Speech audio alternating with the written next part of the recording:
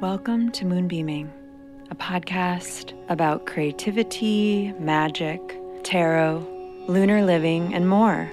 I'm your host, Sarah Faith Gottesdiener, and I am so happy you are here today.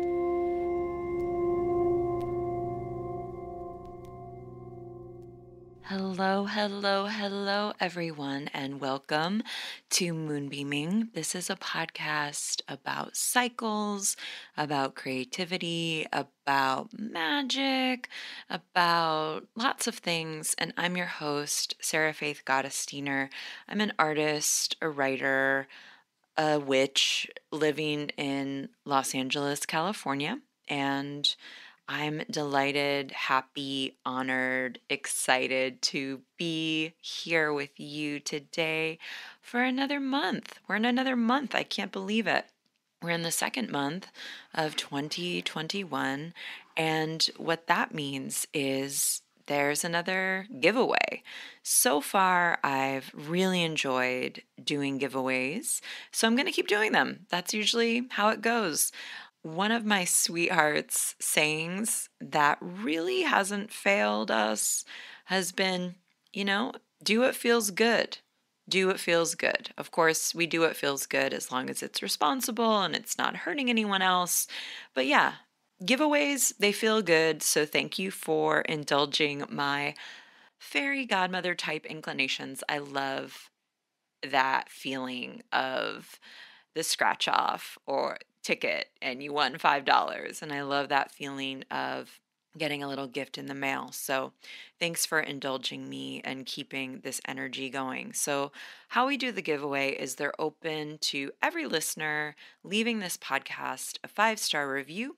There are going to be 3 giveaways this month. I'm stoked about all of them.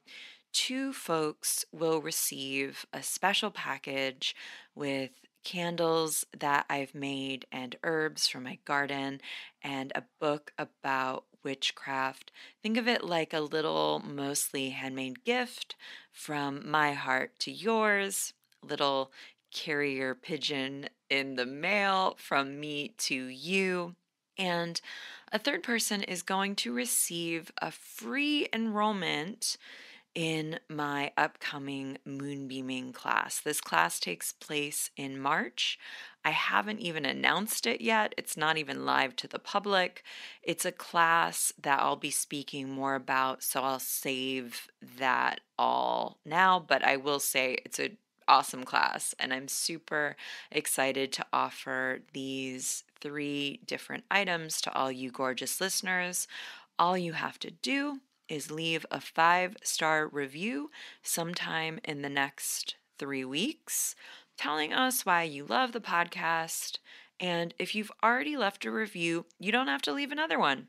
My studio manager will randomly pick from every single person who has already left reviews because we love you.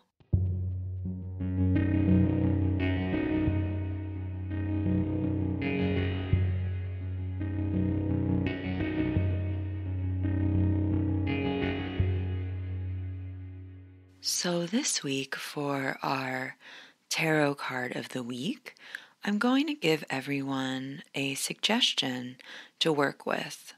Meditating with the archetypes are one of my favorite ways to work with the cards, specifically if I'm wanting to call something in or wanting to embody a kind of energy. And so as the moon is waning, the card suggestion for the week is the archetype of the High Priestess. Now, the High Priestess is an archetype about many things. One of the things this card resonates with is going within and reconnecting to one's intuition. A couple of episodes ago, I spoke about the Hierophant, which is our card of the year, and I do believe there is a connection between these 2 cards.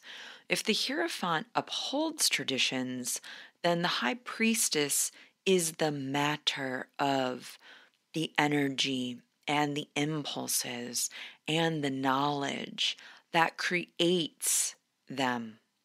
The high priestess has a tie to so many myths and so many deities, of course. One of the most or more traditional ones is Persephone. Persephone, who, depending on the story, either goes willingly down into the underworld or is kidnapped, which of course connects us to the Hierophant again, as the Hierophant was a guide to the rituals and the mysteries that honored Persephone's mother, Demeter. I'm going to shelve the Anana connection as well, but there is, of course, this earlier connection to Inanna. Yet another deity that the high priestess correlates with is Hecate, who at one time was a deity of the underworld and now is more frequently associated with magic, liminal states, and crossroads. And the reason why I'm bringing up focusing on this archetype and this energy this week are for a few reasons.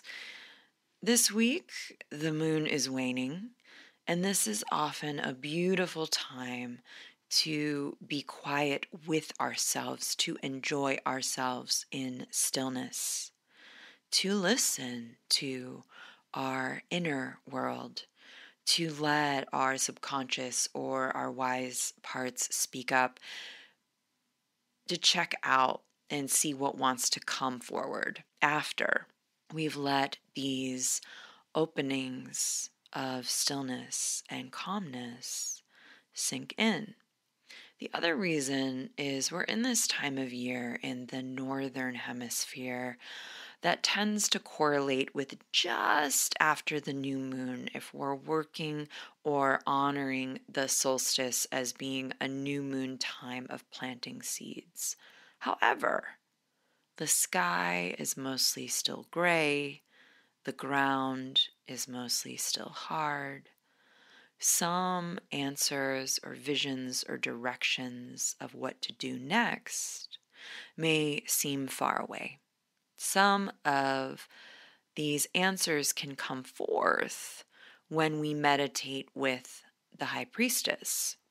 Embodying the high priestess is useful when we feel like we need answers, because this is an archetype that lets us know that, number one, it's okay not to know, and two, when we accept that we don't always have to know, that we can be in transitional or more instinctual states, that we can feel, not just analyze, that creates an opening or a softness that ends up creating guidance.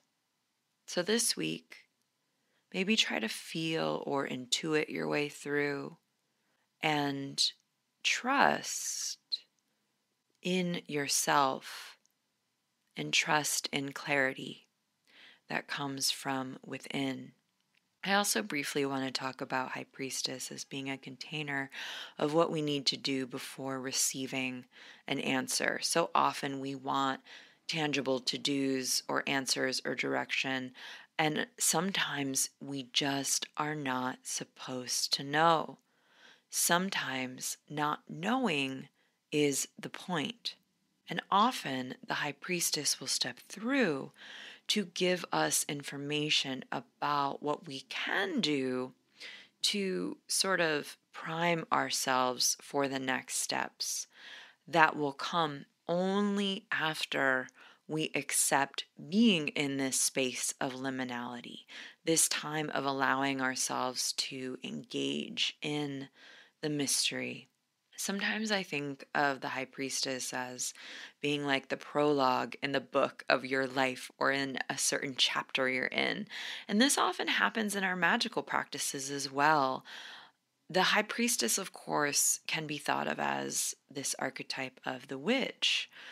And in order to create effective and long-lasting magic, we often have to get underneath our ask, maybe even a few levels and layers deep, which is where the high priestess is comfortable residing.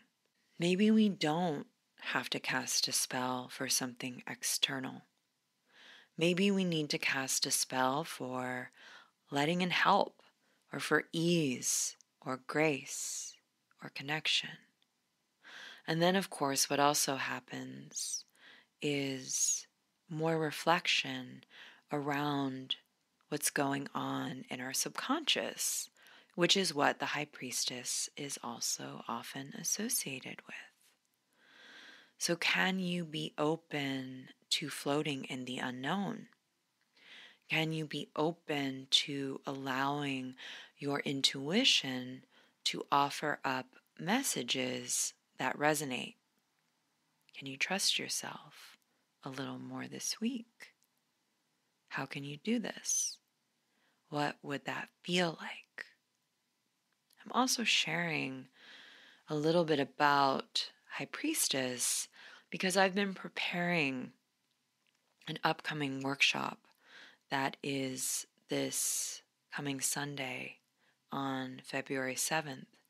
It's called Honoring the Dark Moon, and I've been tuning into the complexities of the High Priestess, as this is one of the archetypes that are affiliated with the dark moon, and there are so many similarities in these archetypes.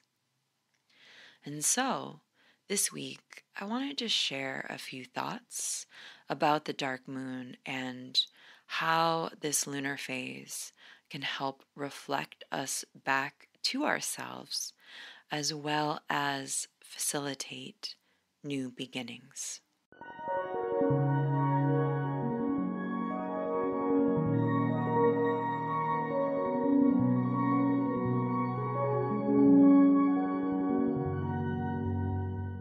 So, what is the dark moon anyway? The dark moon is when the moon is just behind the sun in its orbit, so we can't see it. In my practice, which stems from traditional Jewish practices, the dark moon is observed during the astronomical and astrological new moon. Why? Because in my tradition, when you could see the moon, it was the new moon. And Jewish folks even have a minor holiday for it called Rosh Hashanah, and that's normally 1 to 2 days after the astronomical and astrological new moon. Now, the dark moon is usually observed as being a time period of 3 days at the end of a lunar cycle. This is the space where we make peace with the lunar cycle and all that has transpired during it. The dark moon is this space of closure. It's where we close loops. It's where we cut cords that need to be cut, ends what needs to end, and it is this both and. It is this real potent site of both acknowledging the past, destroying what needs to be destroyed, taking what we need to take with us, and growing the seeds of our next phase, growing the seeds of another world. We've gone through a lot. We've changed. We've transformed from our journey. And one can't have the same dreams or goals or ideas of who you are before. It's this before and after. There's no way you can stay the same after we've gone through growth, we've gone through different ways of being, different ways of seeing. So it is this site and this space of transformation, aka composting, aka ugly cries, aka healing, aka integration and rest, aka visioning. And because these are complex, shifting, deeply personal, and often messy themes and energies and states of being, I also find that this phase is often a more nebulous one to be in and work with. This is a space of ego death, of surrender and reclamation. It can often be a space where we connect with deep wisdom and a sense of ourselves that is more expansive, more spiritual, and less attached to outcome or the material, which then can create unlimited possibilities. Because it is the end of the so-called lunar road, although we know it's not a linear thing. We know it's not a linear thing. It's like a spiral thing. The lunar road. The lunar road is like this cosmic spiral staircase, right? But because we're sort of at the end of a phase, a cycle, it also is this space of integration, even as it is a space of liminality and crossroads, both and. And the dark moon addresses this really interesting facet of human beingness. It's just what I'm going to call human beingness, right? You know what I'm talking about. We're just so human sometimes, us human beings. I have a hat. It says, what does it say? Human being human? Yeah, I think that's what it says. So it's this human beingness, which is, as we grow and we change and learn and evolve and heal, so does our identity, what we want to do with our time, who we want to be with, what our magic looks like, our gifts, our desires, our interests. All of these evolve and change, as well as our understanding of the world and our place in it. And there's this tension in this sight. There's often a tension inherent in this evolution and change because, of course, there are ways that our brains are wired for safety. And because we are often taught, and it is often underscored, that our livelihood is based upon us staying the same, doing the same thing, having the same identity. And a lot of our relationships have unspoken agreements that rely upon us being a certain kind of person and acting a certain kind of way. And so when we do emerge into different aspects of our soul or ourself, and when we do explore these different ways of being, when we rewrite or renegotiate certain relationships or the certain terms of our lives or our engagement, that can be really activating to other people. Not everyone, of course, but some folks, and sometimes for us as well, right? It's hard. Like, I think of it, I think about it for me, like coming out, realizing I was queer, or reclaiming certain aspects of myself, like coming out more as a witch, or I'm right now really exploring the aspects and components of Judaism within my spiritual practice. And it can sometimes create this domino effect around other aspects of our lives that can be disorienting. So then we get activated, as our identity shapeshifts, as we need different things, as we're in process with what we need or who we are understanding ourselves to be, this can bring up intense stuff, right?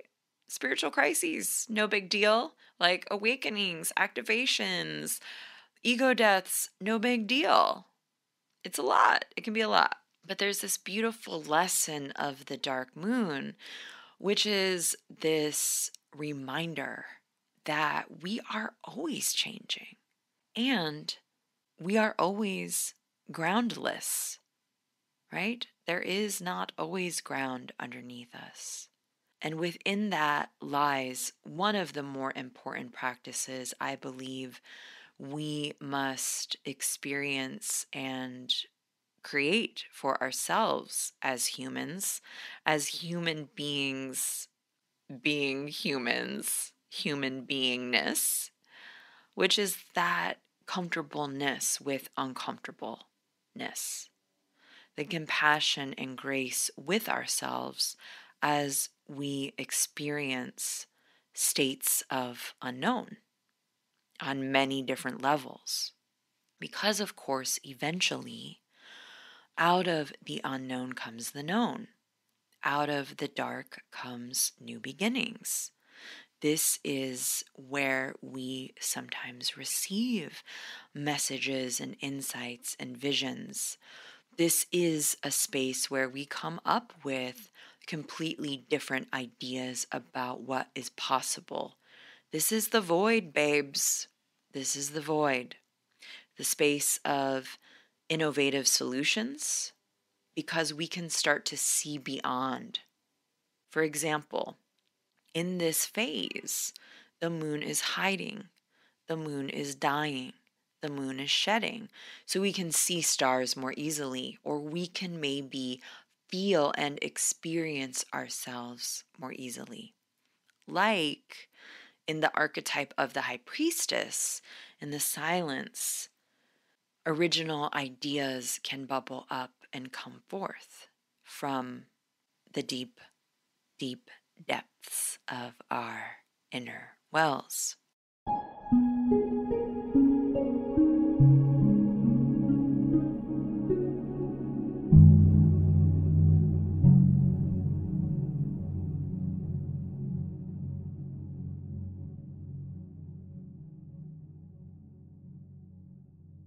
So personally, I collaborate with the lunar phases in different ways.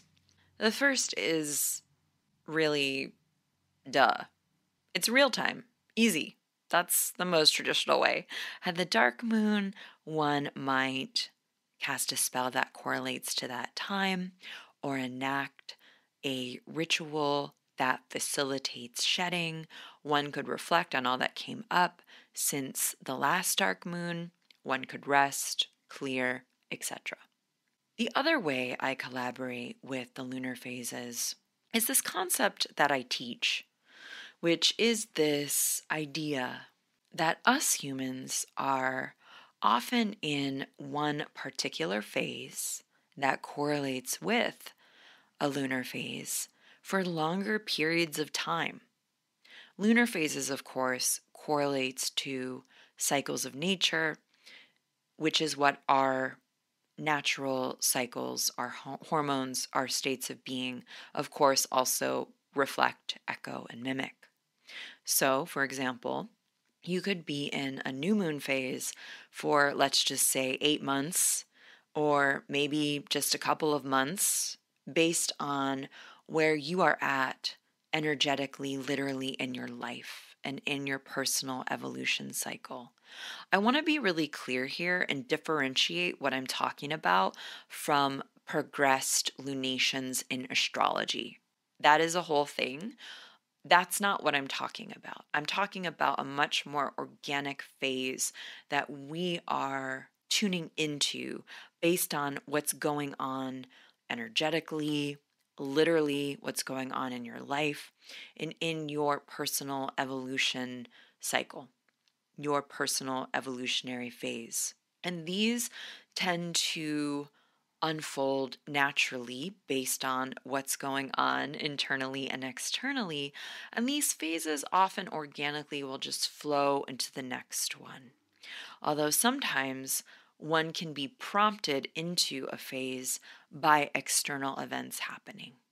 And the dark moon correlates with, as I've said before, ego deaths, near-death experiences, spiritual awakenings, via disorienting things happening or spiritual crises, or what sometimes folks refer to as healing crises, endings of all kinds like breakups or loss, shifts of identity, awakenings that also facilitate innovation, pivots, transitions, breakthroughs, uncoverings. We are in a dark moon phase when we've outgrown ourselves and aspects of our lives. It's that space where we've been doing things in one way for a long time, and we are sure ready to do something else or do things in different ways. And before we get to that next phase, before we get to that new moon phase, we need to sit in this energy of the dark moon, this void, where one parses out what needs to be sacrificed in order to move on. This is also where we are free to envision and imagine unencumbered by the past, unencumbered by expectations or projections or by obligation. It is the space of freedom. And the last way that I tend to collaborate with lunar phases are as archetypes. We can call them in, we can explore them as a means for healing, self-reflection, and magic, not based in a linear fashion, not based upon where the moon is right now, not based upon what your lunar progression is or what lunar phase you are in your lives, but just because we can. Why the F not? And this is really similar to working with a particular tarot card for an extended period of time, or if you work with a card of the year, this process can be similar. For those of you who devote yourselves to a deity for an extended period of time, this practice can look similar. The dark moon is a powerful archetype to call in when you are ready for transformation and diving deep in order to facilitate another chapter. It's when we're ready to shed, when we're ready to uncover who we can be, what our soul is really asking of us. And also, the dark moon is this unseen and unknown, and often shamed, silenced, or a punished aspect of ourselves. You know, friends, it's getting better in my long time here on earth. It's gotten better in society and what we let come forth and what we let unfurl and what we talk about.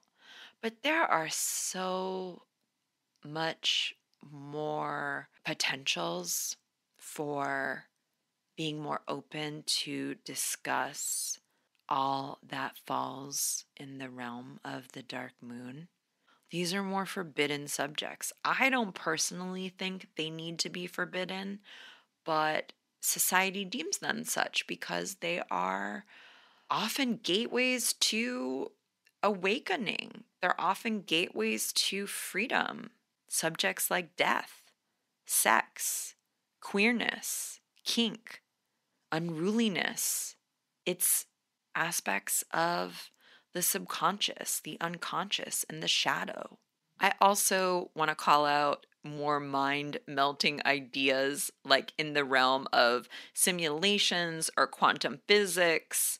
There are these concepts that tend to be a little dark moon, like Bitcoin or defund the police or the idea of a universal basic income, going green with solar power or wind power or alternative forms of energy. Because it's forbidden and the powers that be don't always want to explore it, this can be a dark moon concept, even though, like, hello, it shouldn't be at all. And Under the umbrella of the dark moon are these more forbidden and intense emotions like rage, shame, anger, lust, feminine power and sexuality, queer power and sexuality, the power of marginalized groups. There's these ideas of vengeance, vulnerability, grief, because often it is in feeling those emotions and letting those emotions give us wisdom and insight that often is what spurs us onto our next idea, our next innovation, our next phase. I always say, often anger can be deeply clarifying because anger is this voice of reason. It lets us know that our boundaries are being crossed, that something isn't okay, and it's often this gateway into vulnerability, grief, sorrow, sometimes shame, these feelings and states that must be explored if we are to really enter into states of unconditional love. And also, all these subjects and emotions of the forbidden or of the perverse are what catalyzes us into our next iteration. It is in this process of exploring that which we've kept separate from ourselves or that we've been like a little bit afraid of because maybe these things that we are a little bit afraid of are a lot a bit powerful and are a lot a bit earth shattering and are greatly paradigm shifting.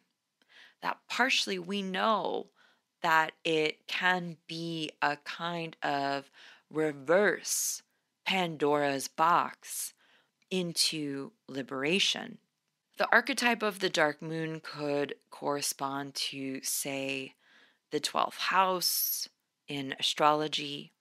It corresponds to obsidian, to snake skin that we find in the forest, to witches, death doulas, science fiction writers, and really visionaries and trailblazers of all kinds. Because often when someone or something is ahead of its time, especially when there is that power, there is that uncomfortableness, there is that complexity. It often is not completely understood or accepted and can be shunned because it invokes fear. It all goes back to that activation, or it invokes very divisive reactions. Like it invokes real excitement and pleasure. The dark moon is this archetype of the visionary, the psychic, the artist, and everyone who can see in the dark.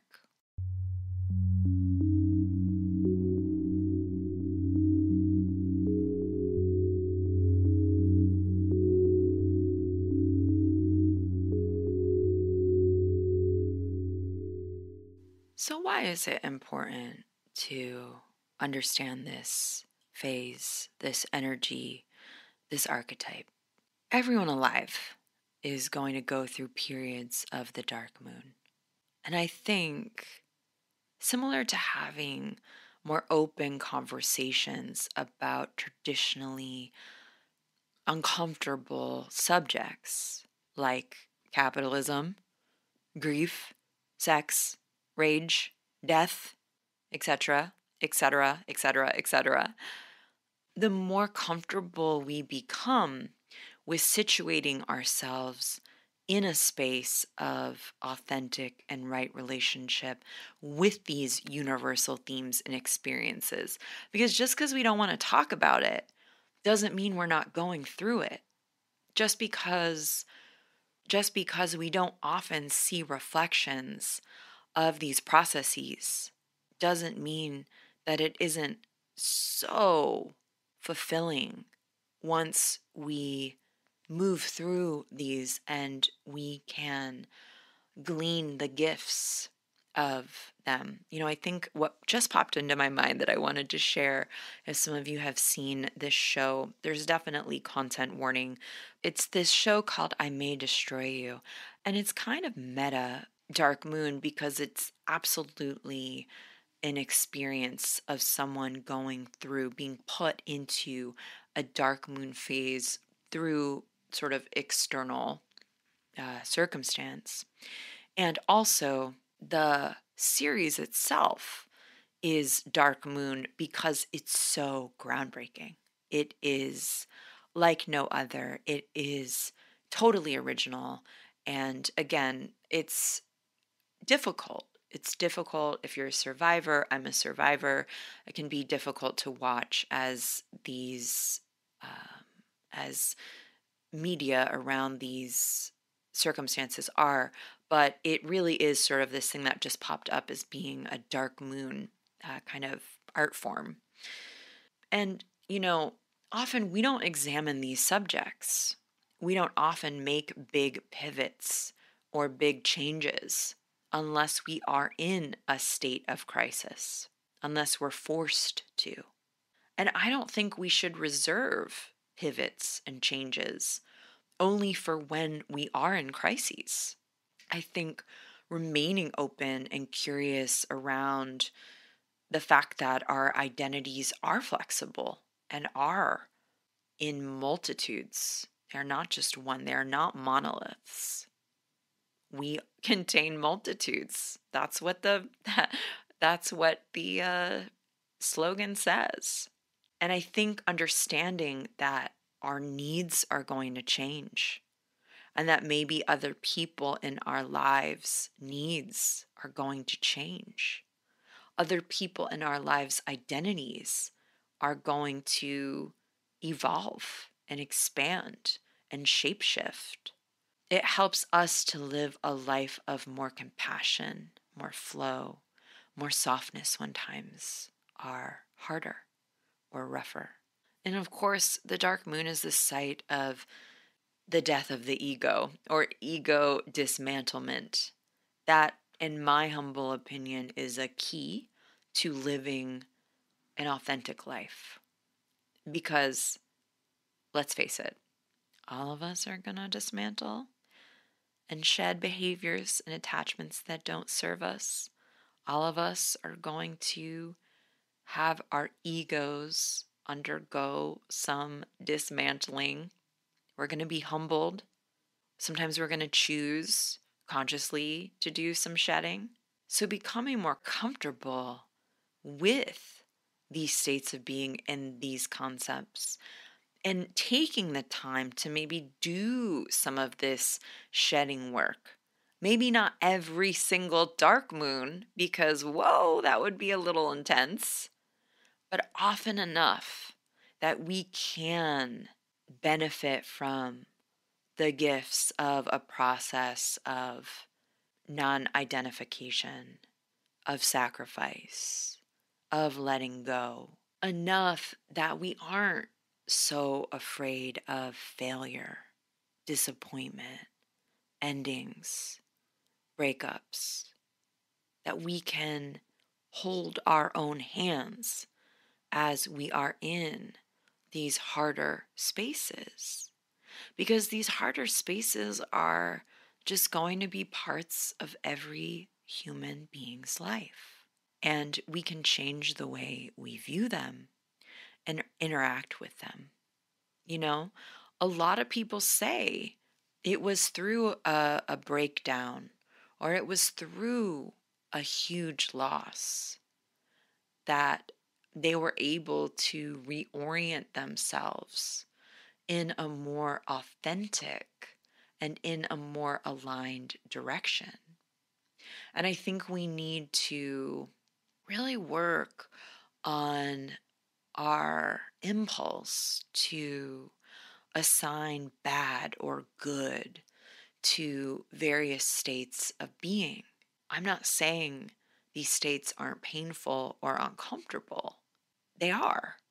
And also, unfortunately, it is often in these states of uncomfortableness that we connect to our wisest self. We connect to being able to be truly vulnerable. And of course, that vulnerability ends up connecting us in deeper ways to other people, to myths, to community, to ourselves, to our loved ones. I don't want to be all doom and gloom here. I want to be a dark moon propagandist. Not really. But let's celebrate her. The dark moon is where we connect to our wildness and our weirdness. I think about edge walkers, like incredible queer thinkers or philosophers that have changed how I've thought about everything. People like Judith Butler or Kate Bornstein. You know, the dark moon is how we dance like no one's looking. It's how we might live our lives if we never worried about being punished or shamed or shunned or rejected. It is where we might go and what we might do. It is a place where we can access the truth of who we need to be for ourselves and fulfill our soul's purpose, messiness, wildness, weirdness, and all.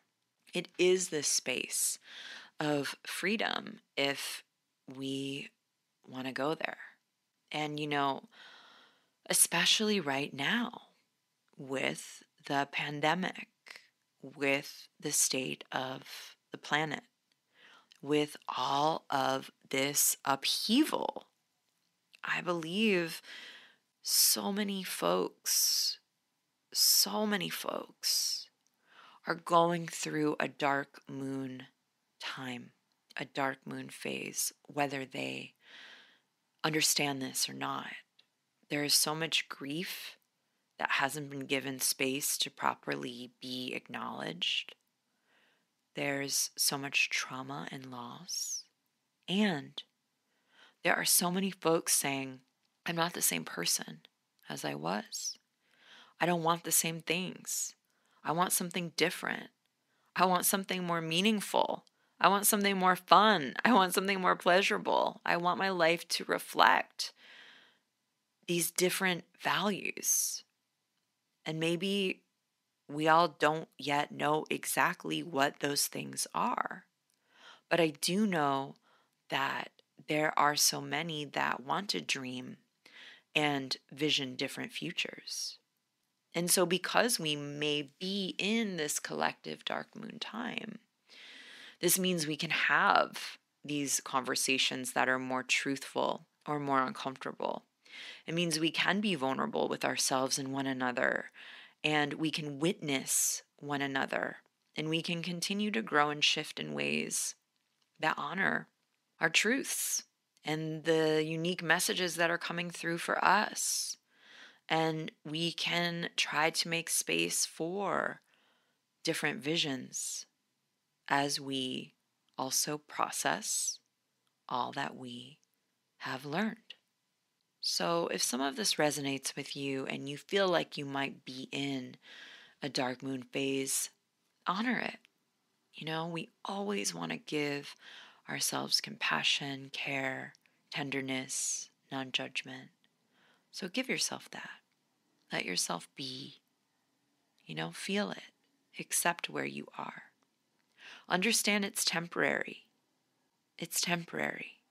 And understand it probably won't shift into being something else until you make peace with it and until you can get a little more comfortable with being in the unknown.